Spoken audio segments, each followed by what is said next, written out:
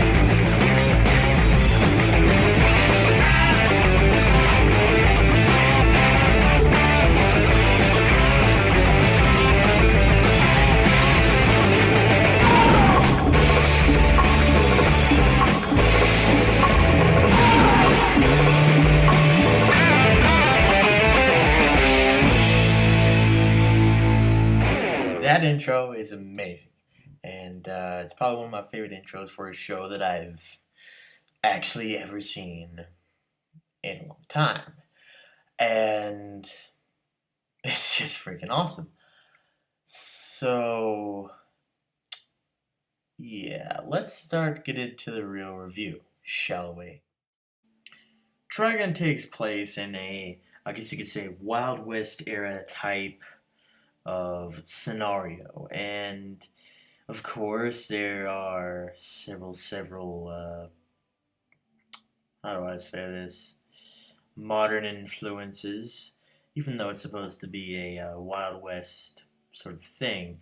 And then it's also futuristic, so it's modern, futuristic, and of course retro, if you call Wild West retro. But yeah, it's different is all I can say in terms of where it takes place. Now the comedy is where Trigun really shines, because it's absolutely hilarious the way they put it out there. And in fact, just watch this one scene. What? Dangerous toys are fun, but you could get hurt. You bastard! I thought that scene when I first watched it was hilarious, and it still is. I mean, I couldn't stop watching it when I was watching it originally, and I just literally played that thing about 5-10 times over. So the comedy is really good, and I'll give it that. Next, we're gonna go into. So the storyline of Trigun is slightly linear and slightly just not as thickened as, say, I don't know, Full Metal Alchemist or Full Metal Alchemist Brotherhood, or even Hellsing Ultimate for that matter. But it's still a decent storyline with really good characters, and the plot is pretty intense, really. I mean, for a show that's based on comedy, the plot was quite the eye-opener, I should say. Now, the characters in Trigun are not so much complicated as they are slightly hard to understand, because there's not as much character development as there should be for certain characters, like, say, the two news reporters that keep following Trigun around because they need to stop, or, Vash the Stampede around because they need to stop him, and yeah. But let's just get more into what the characters' names are and what their backstory is. So first you have Vash the Stampede, and he has a really decent backstory. I mean, seeming as how he has to fight his brother because his brother wants to destroy all of humanity is a little bit of a big deal, you know. And sorry if I'm including mega spoilers, but it cannot be helped. So if you don't want any spoilers, just go watch it yourself. But anyways, and here's the thing: the two people who are from the insurance agency, I forget their names, but I'll have them on the screen soon enough. Um, they don't get any sort of storyline or backstory or anything, which makes that all much more mysterious, although it does make them harder to understand, even though you don't really need to understand them because they are just side characters. But, on the other hand, it would be nice to have a slight backstory, you know?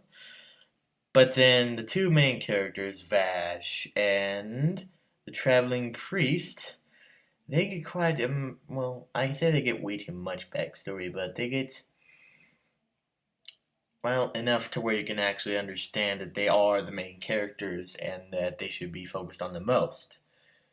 And lots of shows don't actually do that much, which I was surprised the Trigun did, assuming as how, well, as I said earlier, it's a comedy-based show that's not supposed to have much storyline. It's just supposed to have awesome action scenes and whatnot, and nothing much in the terms of, well, what happens to the characters, you know, in the past and everything, but they did good on the two main characters, and I will give them a applause for that quite much, because lots of shows really don't focus on the main characters. That much being said about them, I think this is an overall really good anime, and I would suggest that you, well, if you like Wild West stuff, you should watch it. If you like, you know, the shows that are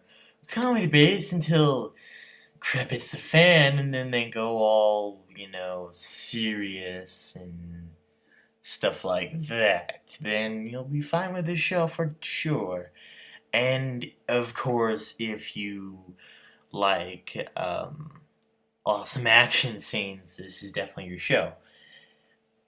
Like I said, the only bad thing is the minimal character development, which they should have incorporated more, but I'm not complaining. It's a good show, so I would suggest that you either buy it or rent it.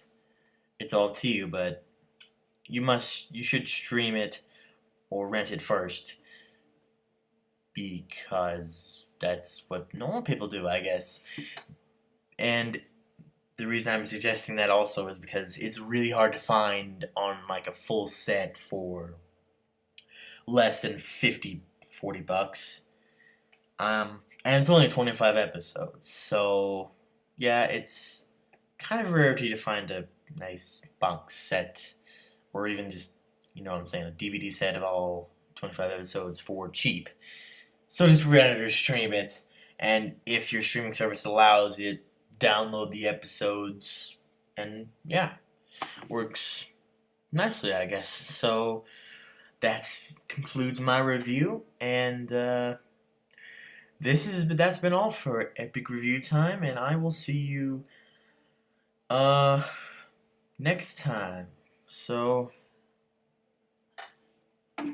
goodbye, I guess.